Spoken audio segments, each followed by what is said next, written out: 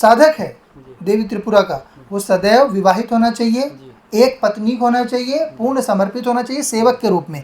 जिस प्रकार सदाशिव और महाविष्णु देवी के प्रति समर्पित रहते हैं, उसी प्रकार का समर्पण अपनी स्त्री के प्रति जिसका रहता है, वही केवल श्री विद्या की उपासना कर सकता है।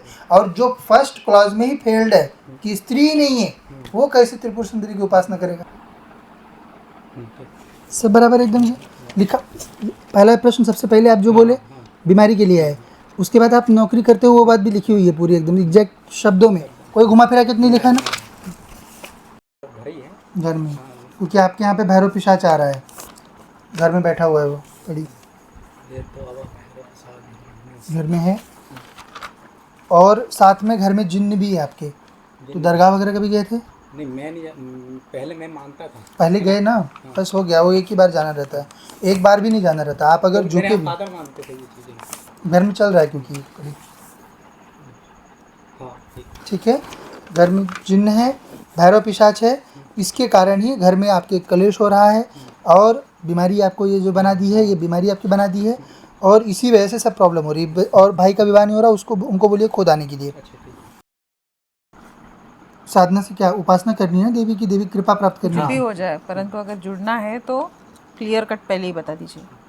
उनमें कोई श्री विद्या नहीं चल रही, पहली चीज श्री विद्या नहीं था। हाँ उनके संप्रदाय में हाँ कुछ नहीं है, शास्त्रीय है। हाँ, शास्त्रीय। जो शास्त्रीय श्री विद्या की उपासना होती है वो कुछ नहीं रहता, वो सब सिर्फ क्रम उन्होंने अपने हिसाब से बना रखा है, सेल्फ सेटिस्फैक्शन के लिए। इतना मंत्र जप हो गया तो अपना ये अभिषेक दीक्षा कर लेते, पूर्णाभिषेक कर लेंगे, ये उससे अभिषेक, देवता को कोई फर्क नहीं पड़ रहा है। अच्छा जी।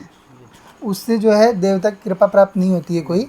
तो जो देवता की कृपा प्राप्त होती है वो तंत्र मार्ग से साधना करने से होती है, जिसमें कि मूल जो होता है वो ध्यान होता है। जी देवी का ध्यान ही मूल होता है, कोई मंत्र नहीं रहता, कोई चीज़ नहीं रहती।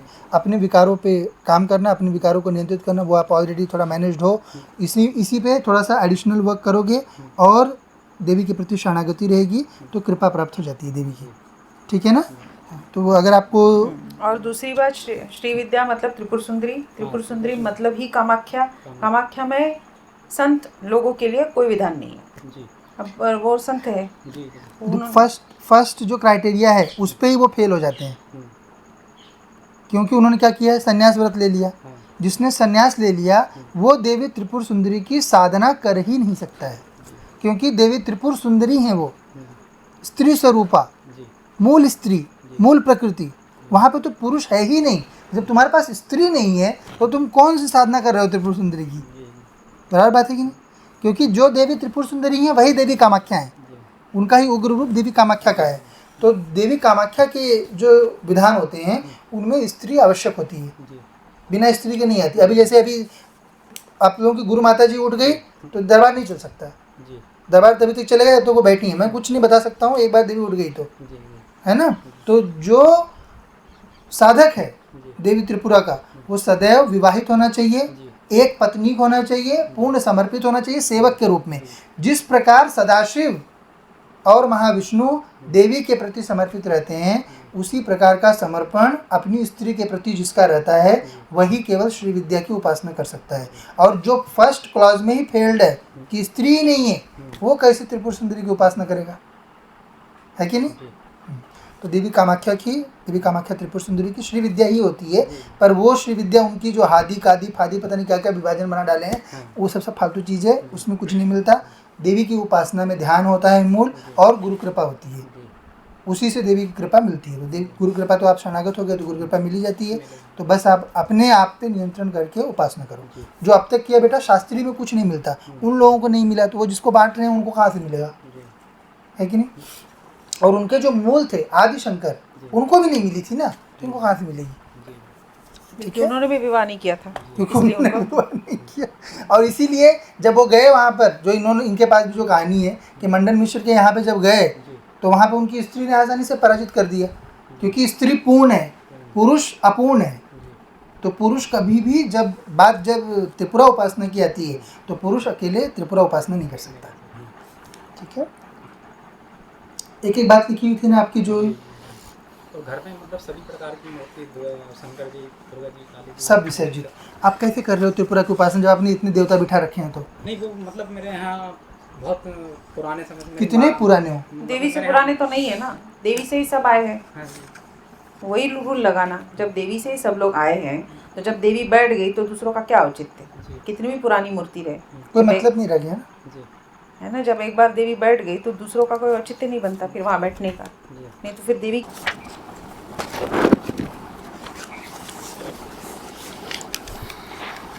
क्या प्रश्न है? मेरा प्रश्न ये है कि मैं 2 बार ये इसी से पे दर्द उत्पन्न हो गया। एक बार मतलब क्या मुझे चलने में हिचक गया था तो सूजन वगैरह आई, उसका ट्रीटमेंट किया 5 एक महीने में। फिर अभी मतलब 1 हफ्ते से फिर यहाँ से कुछ ऐसा हुआ कि अचानक हम्म, तो चलते फिरते में बहुत तकलीफ। और दूसरी चीज़ मेरे यहाँ भाई की शादी नहीं हो रही है, हम्म, काफ़ी दिन हो गए और घर में कोई सुख शांति तरीके का नहीं है। हम्म। और क्या मैं जो पूजा करता हूँ उसमें भी कुछ मतलब पूजा करता हूँ लेकिन सक्सेस नहीं।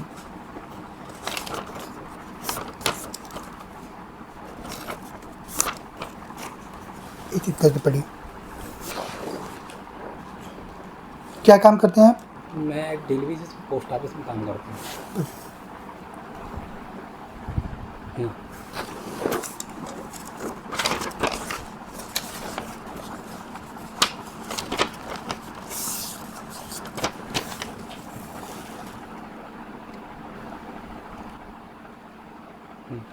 सब बराबर एकदम से लिखा। पहला प्रश्न सबसे पहले आप जो बोले हाँ, बीमारी के लिए है, उसके बाद आप नौकरी करते हो वो बात भी लिखी हुई है पूरी एकदम एग्जैक्ट शब्दों में, कोई घुमा फिरा के तो नहीं लिखा है ना?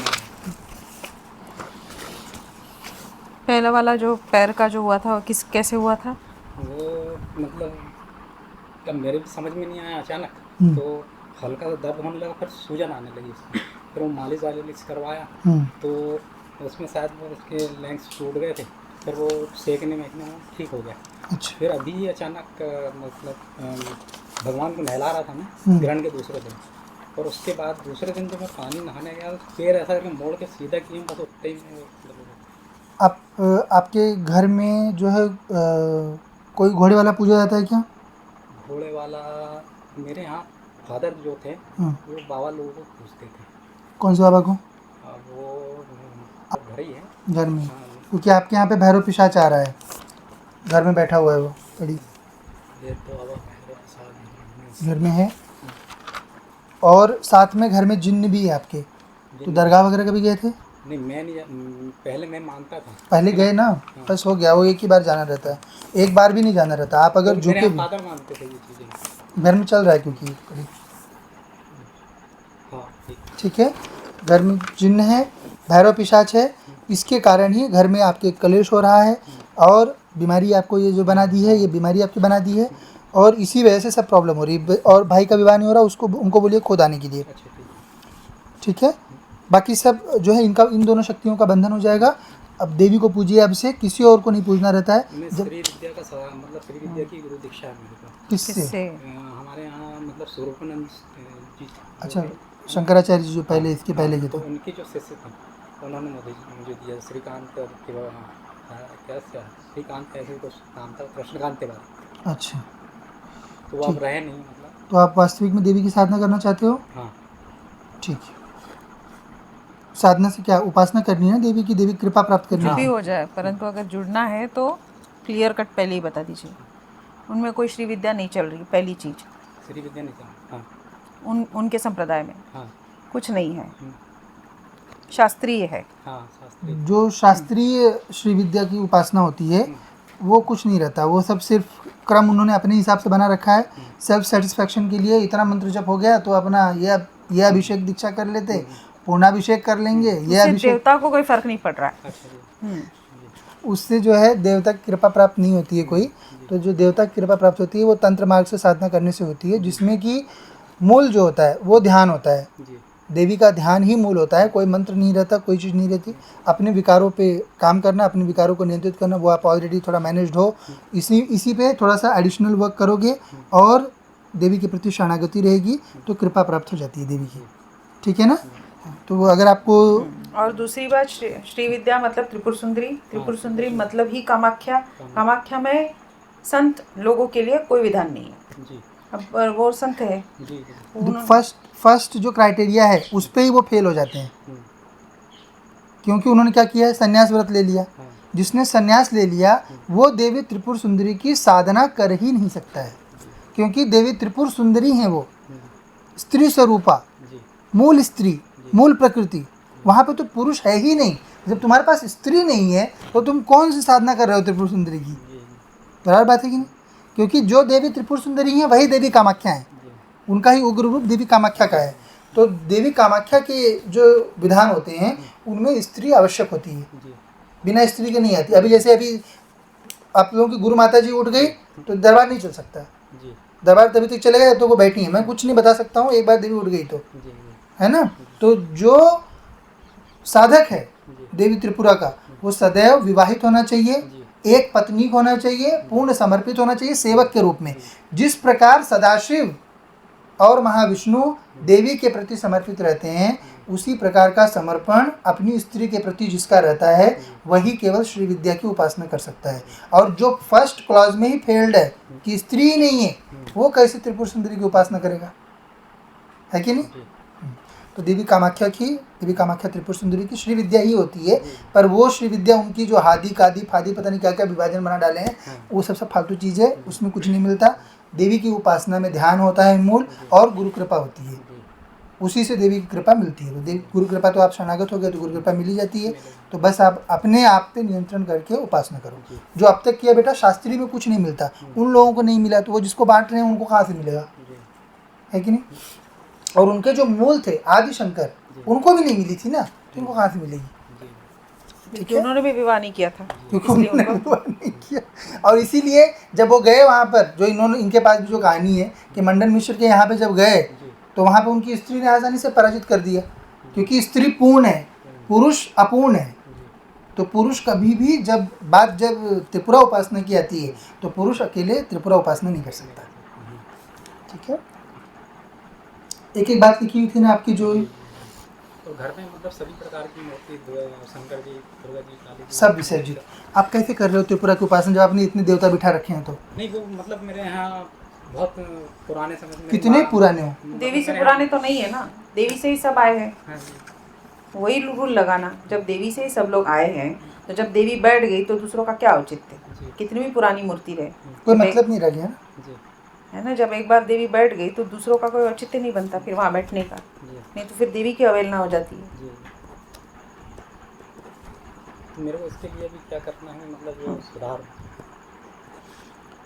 क्रिया के माध्यम से शक्तियों का बंधन होगा, शक्तिपात के माध्यम से साधना करनी है। ठीक है,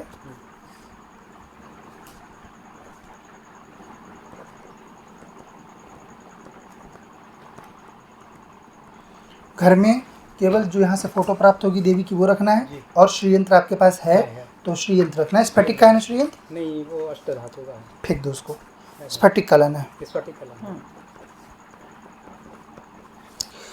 धर्म धंधा करने की चीज़ नहीं होती है। जो शाश्वत देवी ने बनाया है, जो उसकी प्रकृति में मैक्सिमम 2 बार की प्रोसेसिंग से उपलब्ध होता है, उसके अतिरिक्त किसी चीज़ का धर्म में कोई महत्व नहीं होता। तो स्फटिक, एक बार स्फटिक देवी ने उत्पन्न करा दिया, एक साइकिल पूरा हो गया। दूसरा आपने उसको तराश दिया, वो हो गया आपका, तो वो शाश्वत है। तो इसलिए स्फटिक में जो देवी का श्रीयंत्र आता है वो आप यहाँ से भी चाहो तो यहाँ से भी मिल जाता है, उसी को ले जाके घर में स्थापित करो और देवी का फोटो स्थापित करो। बाकी घर में कोई अन्य देवी देवता नहीं रखने। अगर आप श्रीयंत्र के साथ अन्य कोई देवी देवता रखते हो तो आप श्रीयंत्र का उपहास कर रहे हो, क्योंकि और अपने देवताओं का और उपहास कर रहे हो जो छुटपुटिये बिठा रखे हैं बाकी।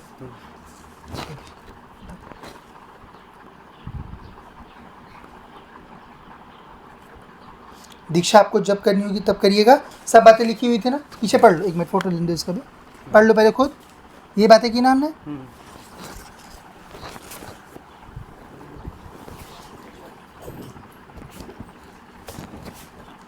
सब बातें की ना भाई।